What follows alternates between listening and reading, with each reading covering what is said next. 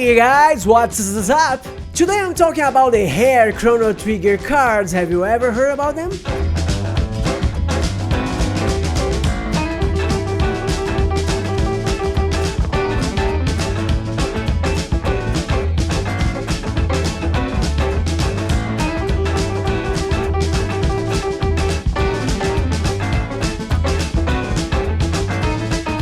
When this game was released in 1995, it was a huge event in Japan. Square Enix didn't have that name, it was called Squaresoft, and its biggest competitor was Enix. Squaresoft created the Final Fantasy series and Enix created the Dragon Quest series. Dragon Quest is nowadays super popular in the West with the Builder series, and also like Dragon Quest XI, which had a superb localization job. Oh yeah, and it's also present in Smash Bros. But in the 90s, Dragon Quest wasn't very famous around here. Well, but in Japan it was famous as hell! One of Dragon Quest's highlights was the character design was made by Akira Toriyama, the guy who designed Dragon Ball. So my friend, can you imagine when Squaresoft, Enix's biggest rival, announces that it's going to release an RPG using the artists of their games? Oh boy. That's why Chrono's characters are always printed super highlighted in all the material. The Japanese cover looks like this. It's practically just the logo and the characters. They don't even have a background, look!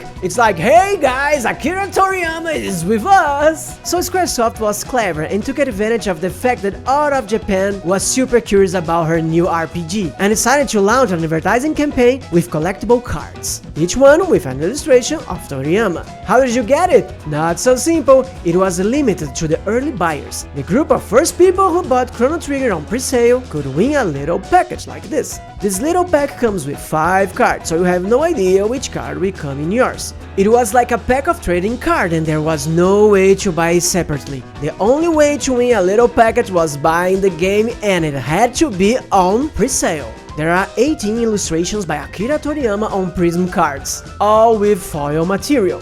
This foil of the cards has variations of squares, rectangles and mosaics, and it still has a nice detail. Each of these cards has on the back a different mockup of the game. You know mockup?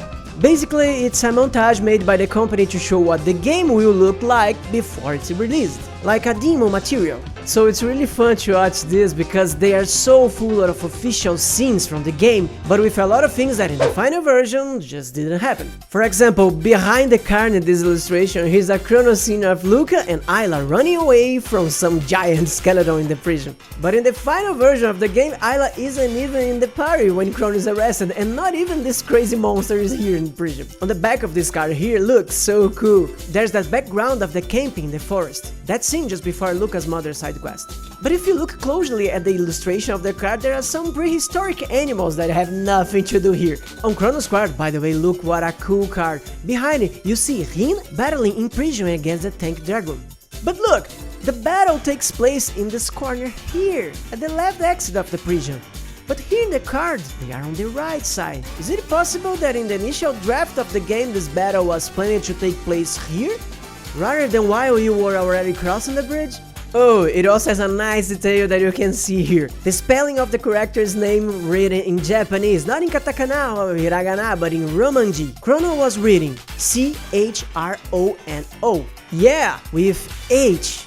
The name of the game has H in Chrono, because the name of the character also has H. But the maximum number of letters you can put in the character in the game is 5. Then when the game came out in English, they had to cut the H from the Chrono because it didn't fit. Imagine the face of the person responsible for this when he realized. Also, we can see that Marley doesn't have the E at the end. Luca and Robo are just the same. Frog is Kaeru. Ayla is Eira, Magus is Mao. The size of this card is super close to Magic the Gathering cards, just a little smaller.